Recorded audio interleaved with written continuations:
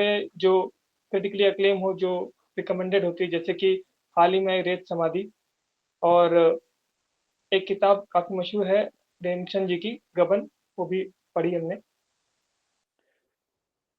तो एक तरफ आप क्या बता रहे थे कि कौन-सी बुक आप पढ़ना पसंद करते हैं? अगाथा क्रिस्टी की रहस्यमय किताबें सर, रहस्यमय मिस्टीरियस। किताब, अच्छा मिस्टीरियस बुक्स पढ़ना पसंद करते हैं।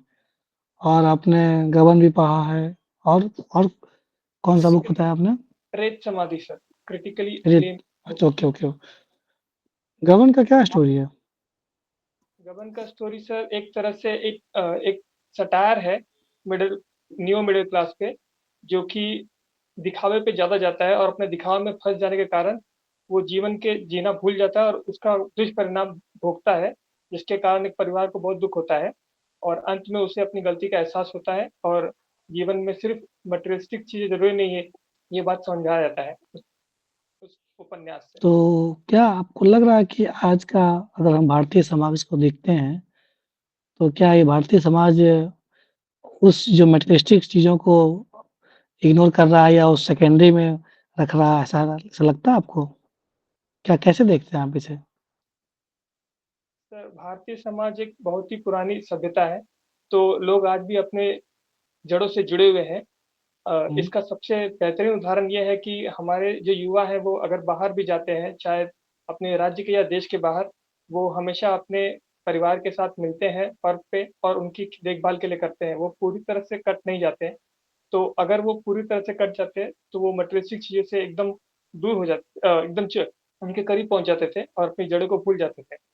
तो ऐसा कहना कि मटेरियलिस्टिक अभी चीज़ से कट गए अभी हैं। हम लोग इकॉनमी की बात करते हैं, तो आज भारतीय समाज या इंडियन इकॉनमी जो कह लीजिए, कि अब हम इकॉनमी में जो हम लोग पेरेंट्स का केयर भी करते हैं, तो हमने केयर को भी एक केयर इकॉनमी बना दिया। जहाँ पे भारतीय समाज में इमोशंस की बात होती थी, एक भावना ये स्वतः सेल्फ मोटिवेटेड या ऑटोनॉमस उत्पन्न होता था। आज पूरा ये कैपिटलिस्ट मार्केट, कैपिटलिस्ट दुनिया केयर इकॉनमी बन गई। कैसे मान लें कि मटेरियलिस्टिक चीज़ अब नहीं रह गई है? या हमारा भारतीय समाज, भारतीय युवा नहीं मानता है? क्या? क्या मानना है आपको इस पर? सर, आज के आधुनिक युग में जितनी तेज़ी से बदलाव आ रहे हैं, उस चीज़ों में लोगों की जो अपने माता-पिता के प्रति या अपने उन उन उन व्यक्तियों के प्रति जिन पर वो निर्भर है, उन पे उनकी मदद करने के लिए उनके पास कम समय होता है। जैसे हमारी वर्किंग वुमन है, तो उनके पास कृषि की फैसिलिटी दी गई है। एक तरह से पहले के समय में पूर्ण रूप से महिला अपने बच्चों का पालन-पोषण करती थी, पर अब कृषि की वजह से वो नहीं, नहीं अपने मैं इतना जानना चाह रहा हूँ कि क्या आपको लगता है कि केयर इकॉनमी ठीक शब्द है? Care economy. Care care yes yes. Sir, care economy, yes. हुँ, जी सर, ठीक है एक तरह से। ठीक है।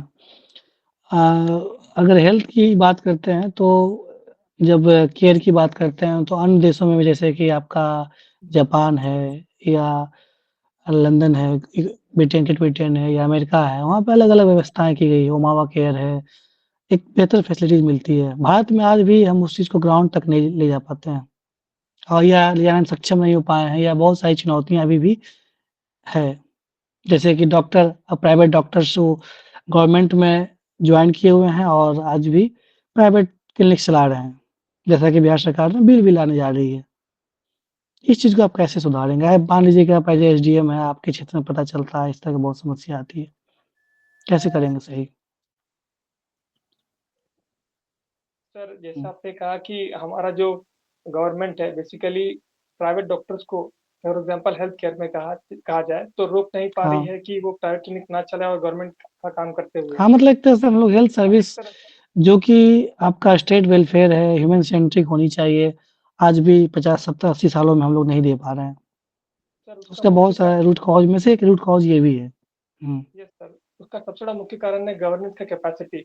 अगर हम कंपेयर करेंगे अन्य राज्यों से, फॉर एग्ज़ाम्पल न्यूयॉर्क सिटी और हमारी सबसे बड़ी मुंबई जो हमारे राज्य की सबसे बड़ी आर्थिक सिटी है मुंबई, उनके मुकाबले में जो नंबर ऑफ वर्कर है, एक म्युनिसिपल कॉर्पोरेशन में, वो लगभग 1 तिहाई है, इतने बड़े शहर को सर्व करने के लिए। तो गवर्नेंस कैपेसिटी की ज़रूरत है बढ़ाने की। उसके साथ-साथ हमें इस बात का ख्याल रखना होगा कि क्योंकि हमारे पास कैपेसिटी उतनी नहीं है, तो हमें टेक्नोलॉजी का यूज़ करना ठीक है, होगा। ठीक। आप एल&टी में असिस्टेंट मैनेजर के तौर पे हैं, वहाँ पे क्या काज करते हैं आप? क्या काम रहता है? बिल्डिंग सर्विसेज का जो सर इलेक्ट्रिकल डिज़ाइन होता है, हम उस पे काम करते हैं।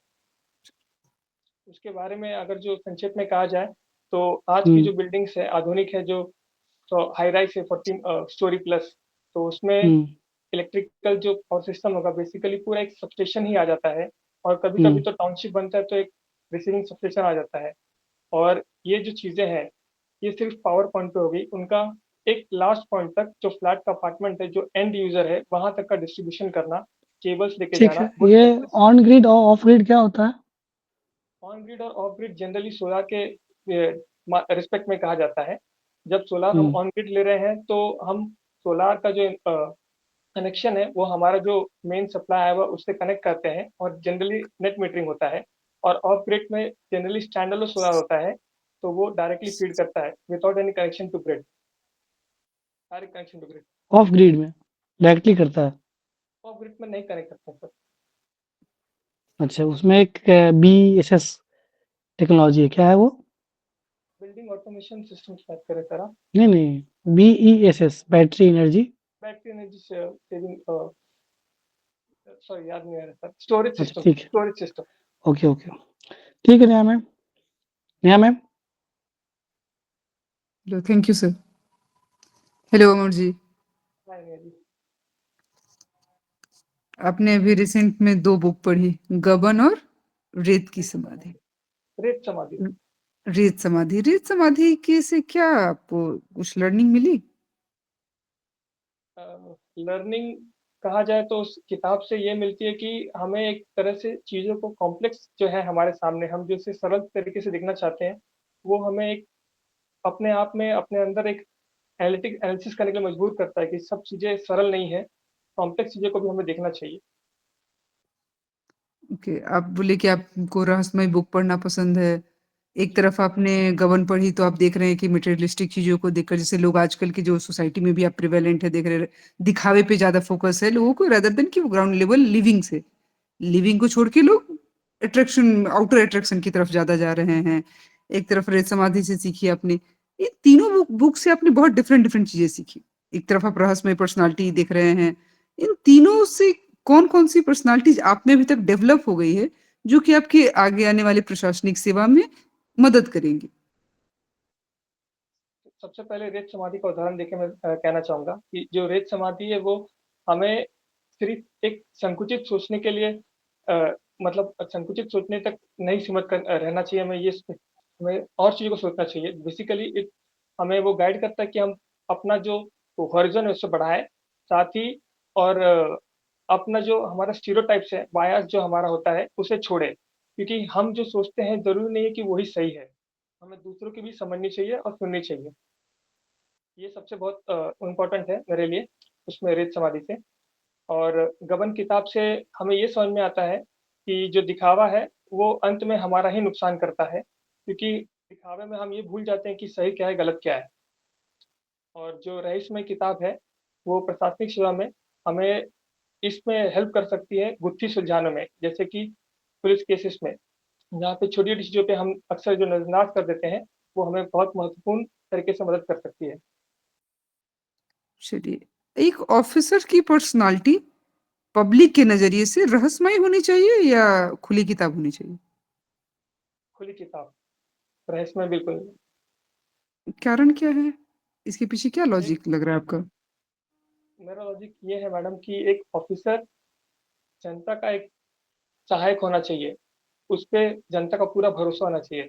जनता को किसी भी बात की हिचकिचाहट नहीं होनी चाहिए, उनसे बात करने में।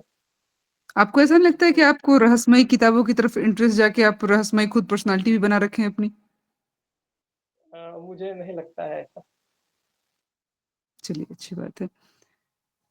आते हैं हम बिहार में, थोड़ा बिहार की अभी करंट सिनेरियो को देखते हैं। अभी करंट एग्रेरियन क्राइसिस जब देख रहे होंगे, कृषि में इतनी क्राइसिस चल रही हैं, तो आप हिस्ट्री के चूँकि रहे हैं छात्र, तो मुगल एवं ब्रिटिश लैंड रेवेन्यू सिस्टम को हम देखें, तो कौन-सी वहाँ से एडवाइसेज़ हैं जो आप यहाँ इस्तेमाल करना चाहेंगे?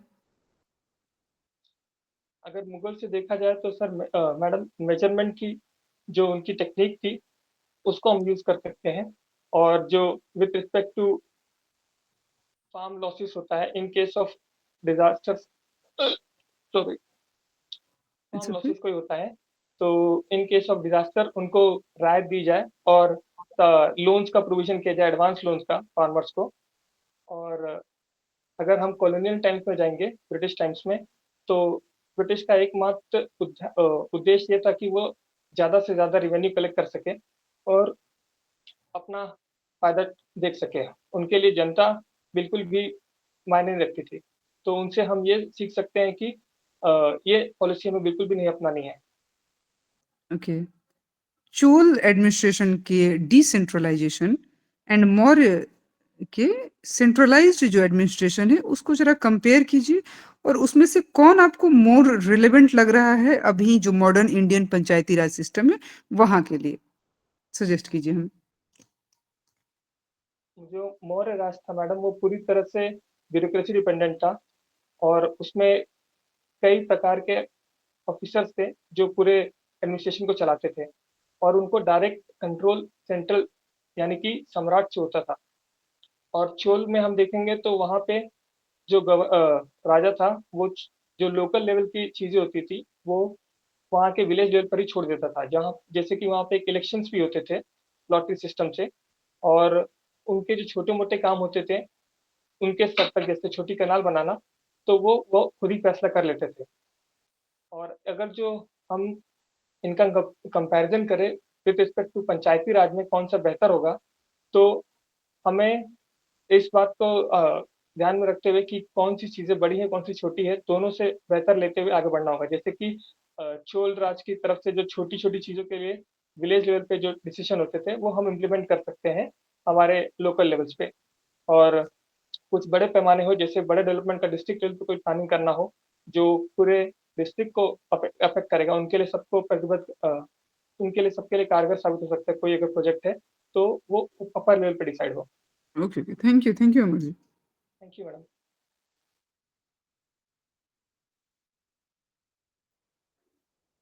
अमर सर। जी, जी सर। हाँ, Amar ji good evening. Good evening Amar ji. तो मैं आपसे बोलना चाहूँगा कि आपने अपनी बीटेक कंप्लीट की है कहाँ से? वीजीटीआई मुंबई से। मुंबई से। और आपने matriculation primary education? Ulhasnagar, Maharashtra से। तो आपने अपने ज़्यादातर समय अपने महाराष्ट्र में बिताया है। आप एल&टी में अभी एज ए असिस्टेंट मैनेजर कार्यरत हैं। तो बिहार प्रशासनिक और विकासात्मक भूमिका चुनने के पीछे आपका रीज़न क्या है?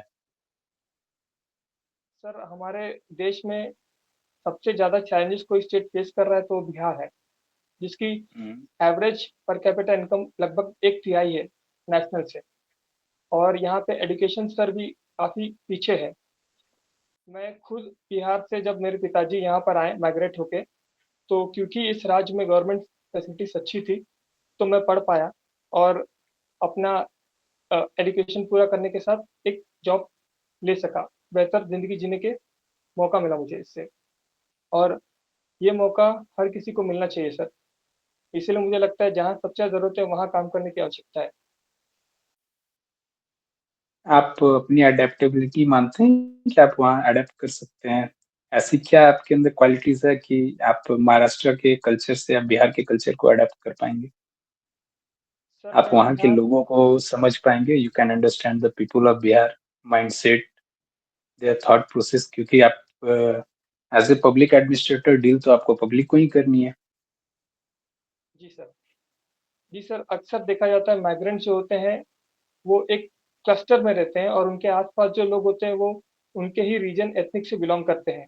जैसे कि मैं भी जहाँ रह रहा हूँ वहाँ पे कई सारे लोग बिहार से हैं और साथ ही मैं बिहार जाते भी रहता हूँ हर साल में। और इसके साथ-साथ मैं अपने कल्चर से और वहाँ के लोगों से भी जुड़ता हूँ। तो मुझे लगता है कि मैं, क्योंकि मेरे ये जो एक्सपीरियंसेस हैं मुझे वो हेल्प करेंगे वहाँ पे लोगों को समझने के लिए बेहतर और काम करने के लिए। और जो यहाँ जो मैं सीखा हूँ, वो उसको वहाँ बेहतर तरीके से इम्प्लीमेंट कर सकूँ। अच्छा, ये बताइए बिहार में औद्योगिकीकरण की प्रमुख आप ऑब्स्टेकल किसको मानते हैं? बाधाएँ क्या हैं हमारी? लॉजिस्टिक है या नीति क्रियान्वयन है या ऊर्जा की आपूर्ति? आप अपने बैकग्राउंड के व्यू पॉइंट से आप एक ओपिनियन देंगे?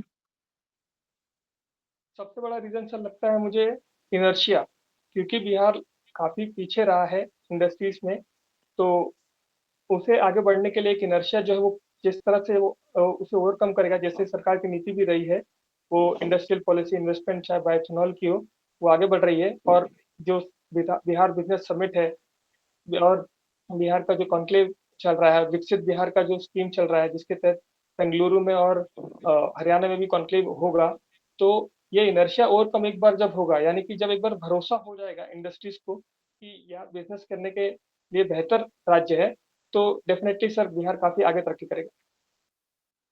ओके। और आपकी इथिकल गवर्नेंस के बारे में क्या राय है? सर सिर्फ गवर्नेंस ही नहीं, हर जगह इंसान और मनुष्य को एथिकल होना जरूरी है। एथिकल गवर्नेंस जो है वो हमारे जो वैल्यूज है और हमारा जो कॉन्स्टिट्यूशन है उनसे हमेशा अलाइन होना चाहिए। आप ऐसा कोई situation as a LNT assistant manager बता सकते हैं जहां आपने इंटीग्रिटी मेंटेन करने की कोशिश की हो? आपके बहुत सारे क्लाइंट होते होंगे जिसे आप हैंडल करते होंगे, बहुत सारे सिचुएशंस आते होंगे आपके पास। जी सर। जी सर, हम एल&टी रियल्टी एज जब मैं काम कर रहा हूँ, हम क्लाइंट है, बेसिकली हम डेवलपर्स है। तो हम्म, हमारे पास ऐसे कई सिचुएशन आते हैं सर, जहाँ पे हमें लोग एक तरह से रिश्वत दे के हमें अपनी ओर रुझाना चाहते हैं, ताकि हम उनके हक में फैसला करें, उनको फायदा पहुंचा सके। लेकिन हमारी कंपनी की पॉलिसी कॉर्पोरेट गवर्नेंस जो है वो हमें गाइड करती है कि हम किसी भी तरीके से इन्फ्लुएंस ना हो, अपना काम अपनी ईमानदारी से करें। जैसे एक एग्जांपल मैं आपको दे सकता हूँ जो समझने के लिए बेहतर होगा इस चीज को, कि हमारे स्पेसिफिकेशन जो होते हैं सर, जो प्रोडक्ट्स लगते हैं इलेक्ट्रिकल के, वो जनरली एक वेंडर जब बनाता है जो उसका प्रोडक्ट है उसके हिसाब से ही बना देता है। तो हम्म, अगर हम उसको मार्केट में फ्लोट करेंगे तो सिर्फ वो एक अकलौता वेंडर है जो उसको कंप्लाई कर पाएगा, और इस वजह से दूसरे वेंडर आउट हो जाएंगे, एक तरह से वो बैकडोर मोनोपोली हो जाएगी। तो हम इस बात का पूरा ध्यान रखते हैं कि जो हमारी स्पेसिफिकेशंस हो वो जेनरिक हो, किसी एक के लिए ना बनी हो। Okay, fine. अच्छा, आप ये बताइए, बिहार की इंडस्ट्रियल इन्वेस्टमेंट पॉलिसी में इलेक्ट्रिकल इंफ्रास्ट्रक्चर से जुड़े कौन से प्रावधान हैं और उसमें क्या हम लोग मतलब इम्प्रूवमेंट ऐड ऑन कर सकते हैं? बिहार की जो औद्योगिक पॉलिसी है सर, उसमें जीएसटी जो टैक्सेस है वो सरकार रिफंड कर रही है। और इम्प्रूवमेंट के लिए सर हम 24 घंटे बिजली का एक डेडिकेटेड कॉरिडोर बना सकते हैं, बेसिकली स्पेशल इकोनॉमिक जोन जैसे होते हैं, या इंडस्ट्रियल जोन बना सकते हैं, जैसे महाराष्ट्र में एमआईडीसी है, वैसे बिहार में बीआईडीसी प्रोबेबली होगा सर, सॉरी मुझे इस बारे में पता नहीं, पर वो बना सकते अगर नहीं है तो अ, जैसे और साथ साथ चीप रेट्स नहीं, पे, बना यानी कि सकते। मैं पूछ रहा हूँ अभी वर्तमान में क्या प्रावधान है हमारे पास? सर आपने सॉरी सर, वर्तमान में प्रावधान ये है कि सरकार इंडस्ट्रियल पॉलिसी के तहत जो जीएसटी रेट्स है इलेक्ट्रिसिटी के वो रिफंड कर रही है। और जो उस पे ऐड ऑन करना होगा, तो उसके लिए मैं कह रहा था सर कि हम चीप रेट में पावर सप्लाई करें और रिलायबल पावर और गुड क्वालिटी पावर सप्लाई करें। ओके। स्मार्ट इंफ्रास्ट्रक्चर के बारे में आपका क्या ओपिनियन है? हम लोग बिहार में कैसे इसको अप्लाई कर सकते हैं और कहाँ पे ज़्यादा रिक्वायरमेंट आपको दिखती है? स्मार्ट इंफ्रास्ट्रक्चर सर, उससे हम लोग जो है, जैसे जनरली सर स्मार्ट इंफ्रास्ट्रक्चर हम लोग मेट्रोस मोबिलिटीज में जोड़ते हैं। तो मुझे उस एग्जांपल के माध्यम से आपको बताना चाहूँगा कि मेट्रोस जो है अ, हमारा जो ट्रांसपोर्टेशन है रैपिड जो कर देता है एक तरह से, और उसको लोगों के लिए एक कन्वीनियंट ट्रैफिक फ्री करते हुए और पोल्यूशन लेस करते हुए, क्योंकि इलेक्ट्रिसिटी पे चल रहा है, बेहतर कर सकता है। और स्मार्ट इंफ्रास्ट्रक्चर में अगर जो हम वाटर को एग्जांपल कंसिडर करें, तो हम लोग वाटर जो यूटिलाइजेशन है उसको कंट्रोल कर सकते हैं, और अवेयरनेस के साथ साथ लिमिटेशन कर सकते हैं कि मीटरिंग के साथ स्मार्ट मीटरिंग कर सकते हैं उसका। और अगर जो हम उसको रोड के साथ जोड़ें तो इंफ्रास्ट्रक्चर में, तो उसको बेहतर करने के लिए हमें रोड के लेन्स बढ़ाने होंगे, साथ ही साथ जो एनक्रोचमेंट है उनको कम करना होगा। और इंफ्रास्ट्रक्चर में हम अगर इलेक्ट्रिसिटी को जोड़ें तो हमारे डेडिकेटेड फीडर की ज़रूरत है हमें, और upgradation of the lines and networks की ज़रूरत है। ओके जी, thank you. Thank you sir. Ankesh, कब इंटरव्यू है आपका? सर मैं मेरे भाई के टैब से जुड़ा हूँ, मेरा नाम अमर कुमार है। सॉरी अमर, कब इंटरव्यू आपका? सर 23 फरवरी को। 23 फरवरी को। ठीक है, आप अच्छा पर्सनालिटी है, बोल ले रहे हो, बस थोड़ा सा लॉन्ग हो जा रहा है ना? क्रिस्प उसको रख सकते हैं आंसर को। जी सर। सॉरी, जो भी आंसर है उसको आप पॉइंट वाइज रखें और थोड़ा सा क्रिस्प रखेंगे तो और अच्छा रहेगा। ज़्यादा समय है नहीं तो ज़्यादा सजेशन देना उचित भी नहीं है। हाँ, जितना समय है थोड़ा सा प्रैक्टिस करें और जो करंट अफेयर्स वगैरह है उससे भी अप टू डेट रहें। कौन-कौन सा स्कीम चल रहा है, अभी बजट पास हुआ है, इकोनॉमिक सर्वे है, बिहार सरकार के भी बहुत सारे, अभी जैसे मैंने एग्रीकल्चर स्टैक के बारे में पूछा था, तो एक कैंडिडेट को पता ही नहीं। तो अभी इतना मिशन मोड पे काम चल रहा है, तो ये सब बिहार का न्यूज़ भी देखते रहना है। क्या रिक्वायर्ड डॉक्यूमेंट्स है उसमें, क्या चुनौतियाँ आ रही है और उससे क्या, जिस तरह से फार्मर रजिस्ट्री का मकसद ये है कि किसान आईडी बनना है सबका, जैसे सबका आधार कार्ड बना हुआ है, तो उसको पढ़ते रहना है। ओवरऑल ठीक है, इसको अच्छे से रखना है और चेहरे पे स्माइल रखना है और थोड़ा-सा शॉर्ट एंड क्रिस्प रखिएगा और अच्छा रहेगा पॉइंट वाइज़। जेन्युइन कैंडिडेट हैं, best of luck. Thank you sir. Neha ma'am? बिल्कुल, बिल्कुल सर। बहुत डिज़र्विंग कैंडिडेट है। जिस तरीके से आपने अभी कंटिन्यू रखा है इसको बस मेंटेन करना है। और बाकी सर ने बोला है कि करंट अफेयर बाकी चीज़ें जो अभी आई हैं, बजट हो गया, सर्वे हो गया, तो थोड़ा उससे देख लेना है। और वो क्रिस्प वाली बात तो हमने पहले भी कर रखी है। बहुत इम्प्रूवमेंट है आपका वैसे, बट थोड़ा-सा रखना है कि चीज़ें जब भी हम आंसर कर रहे हैं तो क्या प्रायोरिटी बेसिस पे मुझे पहले देना है, ये क्लियर होना चाहिए। एक ही बात लेंदियर तरीके से ना जाए। यस, यस मैडम, मैं इसका हाँ, ध्यान इस बात रखूँगा। का बस थोड़ा ध्यान रखना है, अदरवाइज़ जी, बहुत अच्छा है। All the best. Okay, thank you madam. हाँ, ऑल द बेस्ट।